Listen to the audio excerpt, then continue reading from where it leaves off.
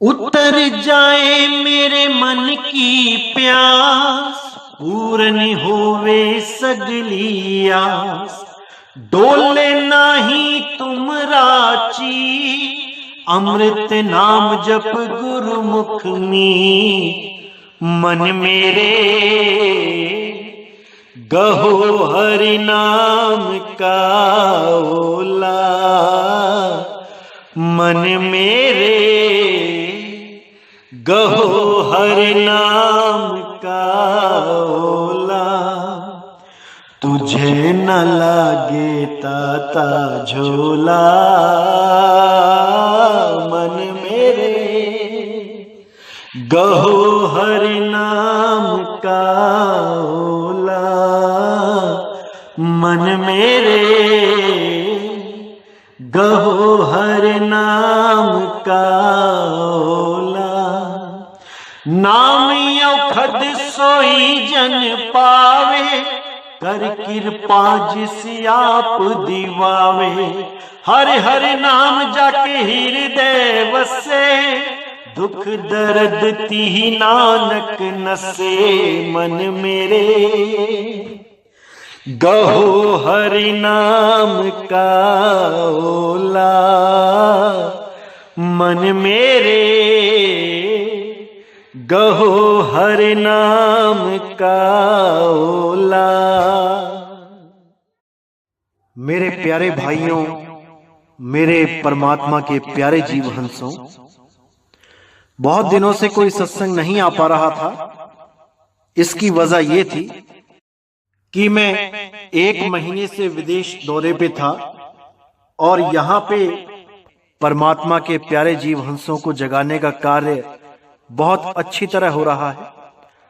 सैकड़ों लोगों से मुलाकातें हुई, बहुत से लोगों को YouTube चैनल से जोड़ा और मूल ज्ञान के बारे में समझाया। और आगे भी जो विदेशों में जाने का प्रोग्राम जो बनेगा, उसके लिए भी काफी इंतजाम किए जा रहे हैं और बहुत ही जल्दी पूरे विश्व में इस मूल ज्ञान का डंका बजाने का कार्य शुरू कर दिया जाएगा। तो माफी चाहूंगा कि बहुत दिनों से कोई सत्संग नहीं आ पाया, लेकिन इसके पीछे बहुत बड़ा कारण भी था और बहुत ही जल्दी वापस भारत आ रहा हूं। उसके बाद एक बार फिर से सत्संगों की झड़ी लगेंगी और आप लोगों का विवेक बढ़ता ही जाएगा। यही मैं दुआ करूंगा मालिक से, यही बंदी छोड़ से अरदास करूंगा कि हर चीज आपको क्लियर होती चली जाए और कोई भी भ्रमभूत आपके दिमाग में ना रहे। हर चीज क्लियर होती चली जाए, क्योंकि सब संतों ने रास्ता एक ही बताया है। जो मूल ज्ञान के जितने भी संत हुए हैं, उन्होंने एक ही रास्ता बताया है। और जो ब्रह्म ज्ञान के या फिर जो जगत ज्ञान के गुरु हुए हैं, जो कथावाचक हुए हैं, उनका रास्ता थोड़ा अलग है। इंगला पिंगला सुषमना का या देही ज्ञान का रास्ता है। हमने उसमें नहीं उलझना है, हमने देही के चक्कर में नहीं उलझना है। हमने विहंगम योग को समझना है कि विहंगम योग क्या है, कैसे परमात्मा से सीधा जुड़ा जा सकता है, इस पे विचार करना है, इसको समझना है। तो बहुत से लोग आएंगे आपको भरमाने के लिए भी, उनको भी अच्छी तरह समझना है कि कौन कहां पे भरमाना चाहता है। क्योंकि आपको पता है कि हमारे ही सत्संग सुन सुन के अब बहुत से ऐसे लोग चैनल बना के बैठ गए हैं जिनको अपना अनुभव ज्ञान शून्य है, कुछ नहीं है, लेकिन केवल हमारी ही बातें दोहरा दोहरा के, रिपीट करके, कॉपी कर करके केवल आप लोगों को आकर्षित किया जा रहा है। लेकिन जब आप सत्य की परख करेंगे तो आपको समझ में आ जाएगा कि वो केवल बातें हैं जो हमारे ही सत्संग को सुन सुन के उसमें थोड़ी बहुत काट छांट करके और अपना अज्ञान उसमें ऐड करके आपको परोसा जा रहा है। मूल ज्ञान को ना मानकर, ना समझकर अज्ञान को ही परोसा जा रहा है। क्योंकि कुछ ना कुछ तो अलग बताना ही पड़ेगा, नहीं तो आकर्षित कैसे कर पाएंगे।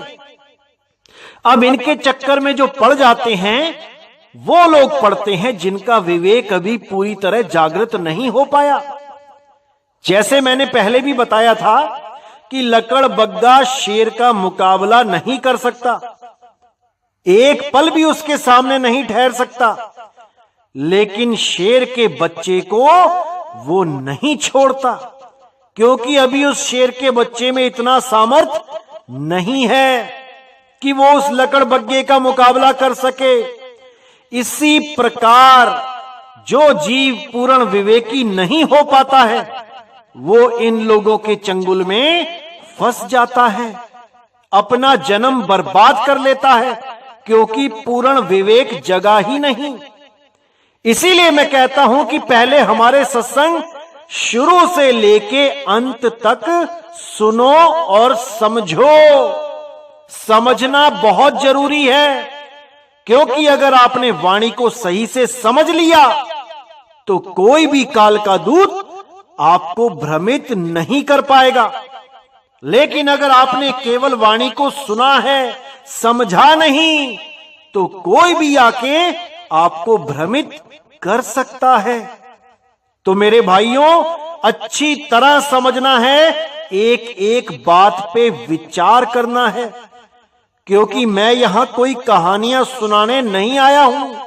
मैं यहां पर सब ग्रंथों का सार निकालने आया हूं, निचोड़ निकालने आया हूं, और उसी सार को मूल ज्ञान कहते हैं।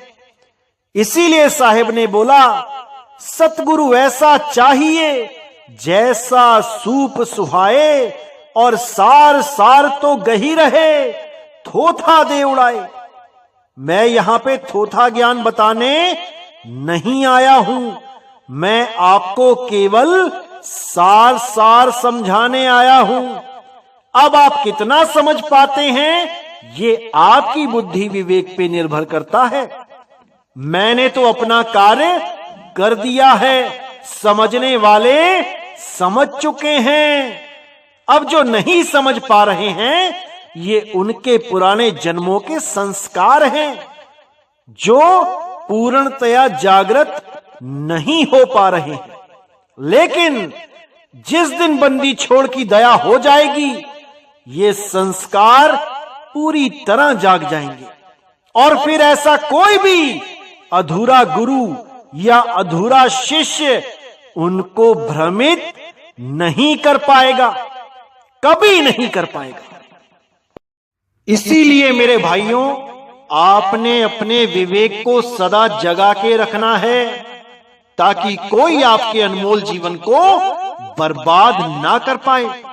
मैं बस यही अरदास करूंगा उस बंदी छोड़ से, उस मालिक से, और ये आपका ही फर्ज है कि आप हर सत्संग की गहराइयों में जाएं, एक एक शब्द पर विचार करें।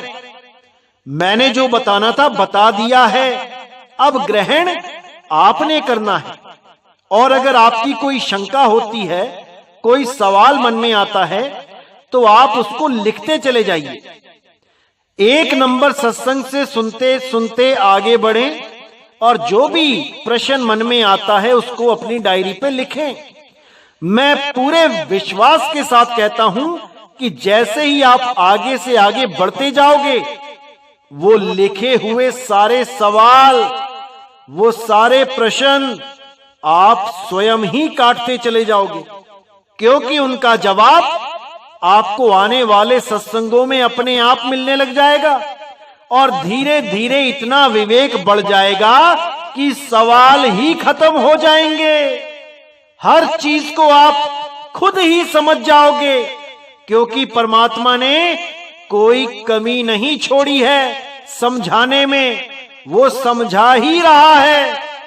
अब ये आप पे निर्भर करता है कि आप कितना समझ पाते हो।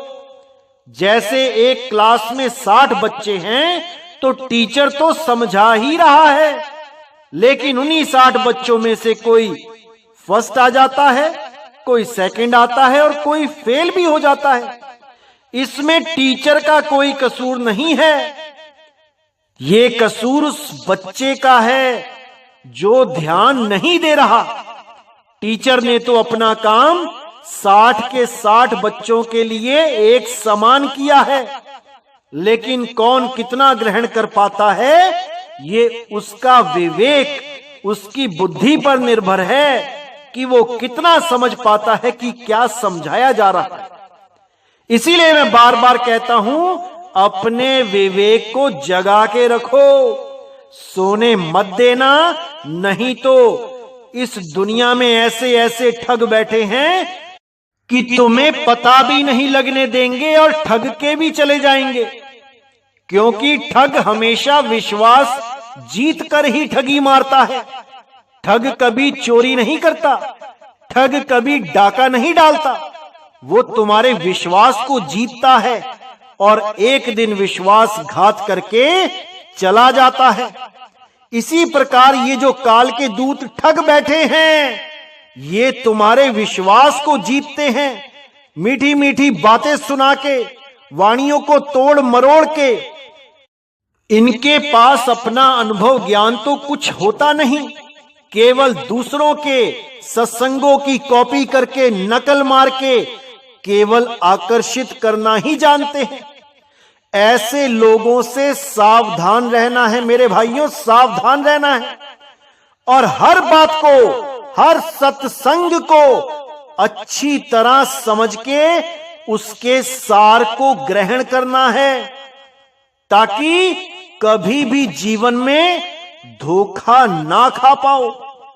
मैं बस यही चाहता हूं कि मेरे सारे भाई इतने विवेकी हो जाएं कि अपना कल्याण स्वयं कर सके, अपना फायदा और अपना नुकसान स्वयं समझ सकें कि कहां पे मेरा फायदा है और कहां मेरा नुकसान है।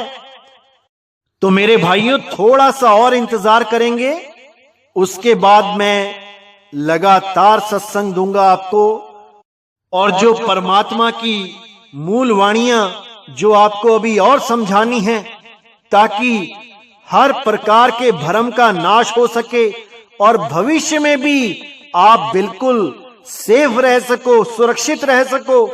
क्योंकि जैसे वायरस अपडेट होके आता है, वैसे ही ये काल के दूत भी अपडेट होके आते हैं।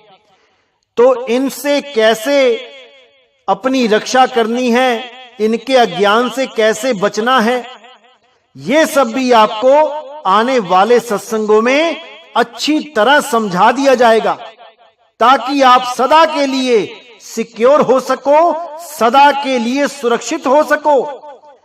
क्योंकि सबसे जरूरी है सुरक्षा, इससे जरूरी कुछ भी नहीं। जैसे हम आज इस महामारी से लड़ रहे हैं और जो सुरक्षा नहीं कर पा रहा है अपनी, वो इसकी चपेट में आता जा रहा है। इसी प्रकार अज्ञान भी एक वायरस ही है। अगर आप पूरी तरह विवेकी नहीं हो पाए तो ये वायरस आपकी हानि कर सकता है। इसलिए मैं हमेशा यही प्रयास करूंगा कि आपको पूर्णतया सुरक्षित करके ही इस दुनिया से जाऊं। इसलिए मेरे भाइयों, हर चीज को गहराई से समझना है, और आने वाले सत्संगों में इतनी गहराई छुपी है कि आप एक एक चीज को समझ पाएंगे कि परमात्मा ने कितनी गहरी वाणियां, कितना बड़ा अनुभव ज्ञान छुपा के रखा है ग्रंथों में।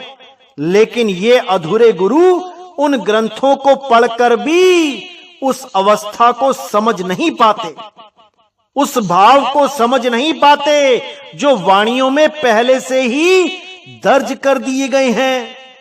क्योंकि इनको अभी अनुभव ज्ञान नहीं है, ये केवल किताबी कीड़े बने हुए हैं। केवल किताबें पढ़ पढ़ के सुनाने में ही अपने आप को महान समझते हैं, अपने आप को ज्ञानी समझते हैं। लेकिन उस ग्रंथ की वाणियों में क्या गुप्त भेद छिपे हैं, वो अनुभव ज्ञान कैसे इन वाणियों में दर्ज किया गया है, इस भेद को ये लोग कभी नहीं समझ सकते, इसीलिए हमारा विरोध करते हैं।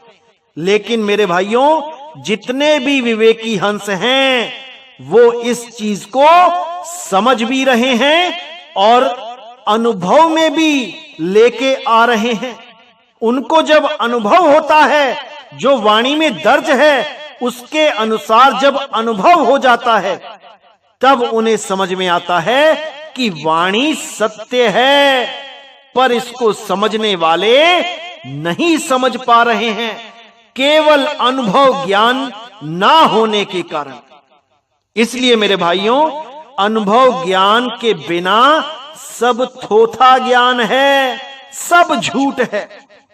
इसीलिए मैं बार बार कहता हूं कि अनुभव ज्ञान में आओ। जो वाणी कह रही है वो आपके साथ घटित होना चाहिए, तब समझो कि आप जीवित मृत हो, तब समझो कि आप जीवित अमर हो, अजर हो। नहीं तो केवल किताबें पढ़ने से वो अनुभूति नहीं हो सकती। तो मेरे भाइयों, इसी के साथ मैं वाणी पे विराम दूंगा और कुछ ही दिनों में दोबारा से सत्संगों की लहर चलेगी और आप पूरे आनंद में रहेंगे, ये मेरा वादा है आप लोगों से। तो मुझे विदा करें। बोलिए सतगुरु बंदी छोड़ सतगुरु सत्य कबीर साहिब की सदा ही जय हो, सदा ही जय हो मेरे मालिक की साहिब बंदगी। सतनाम।